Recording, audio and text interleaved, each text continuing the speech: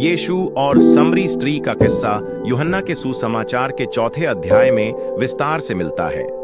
यह घटना समरिया के शहर सिखार के पास स्थित एक कुएं के पास हुई, जहां यीशु ने एक महिला से मुलाकात की। इस किस्से में कई महत्वपूर्ण बातें और संदेश हैं जिन्हें हम देख सकते हैं।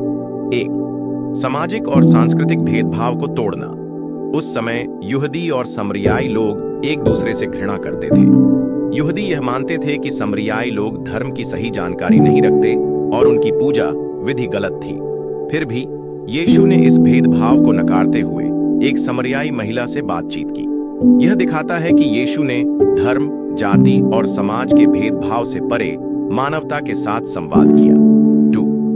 जीवन के पानी का प्रतीक। जब यीशु ने महिला से कहा, यदि तुम जानती कि कौन तुमसे पानी मांग रहा है तो तुम उससे जीवन का पानी मांगती, तो यह शब्द जीवन की वास्तविकता और आध्यात्मिक तृप्ति का प्रतीक थे।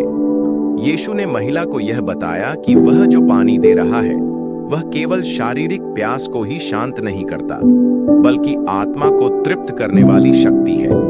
यहाँ जीवन का पानी का तात्पर्य ईश्वर का आशीर्वाद और आत्मिक उन्नति से है, जो किसी भी भौतिक वस्तु से अधिक महत्वपूर्ण है। 3. महिला का विश्वास और प्रचार।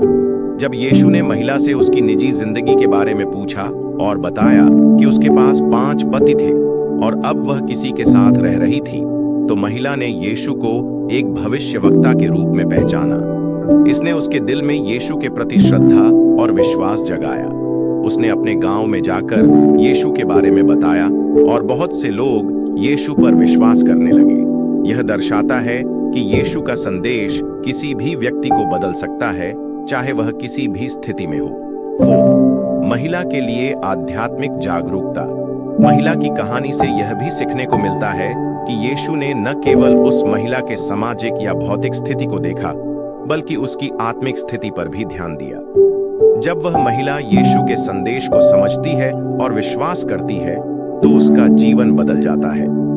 यीशु ने इसे एक उदाहरण के रूप में प्रस्तुत किया कि कोई भी व्यक्ति जो ईश्वर के संदेश को समझकर उसे अपनाता है, वह नया जीवन प्राप्त करता है। 5. संपूर्ण विश्व के लिए उद्धार। यीशु ने समरियाई महिला से यह बात स्पष्ट की कि उद्धार केवल यहूदी लोगों के लिए नहीं है, बल्कि पूरी मानवता के लिए है। यह किस्सा यह भी बताता है कि ईश्वर का संदेश सार्वभौमिक है और यह किसी विशेष समुदाय, जाति या राष्ट्र तक सीमित नहीं है। इस किस्से के माध्यम से यीशु ने हमें यह सिखाया कि आध्यात्मिक प्यास को केवल वह संतुष्ट कर सकता है जो जीवन के पानी अर्थात अपने परम पिता की उपस्थिति को प्रदान करता है। यह संदेश न केवल उस समय के लोगों के लिए था, बल्कि आज भी हमें अपने जीवन में आत्मिक शांति और तृप्ति प्राप्त करने के लिए यीशु के संदेश को समझने और अपनाने की आवश्यकता है।